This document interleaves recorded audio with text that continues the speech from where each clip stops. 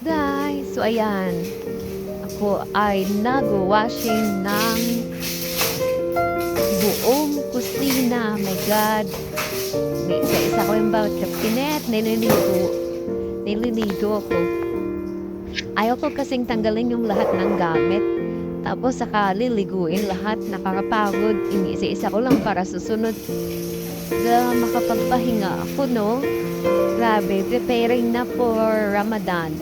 1 month. Ngayon pa ba 1 month bago mag-Ramadan? Di yata.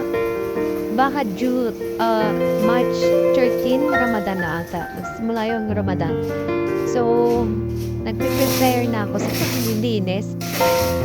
Kasi, ayaw ko yung grabe na yung paglilinis kapag malapit na eh. So, mabuti nalinis ko na yung kusina.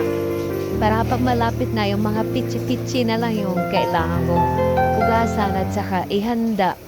Hay nako guys. Matinding puyatan na naman to. Grabe. Tapos bukya sa hadiah. Sana all.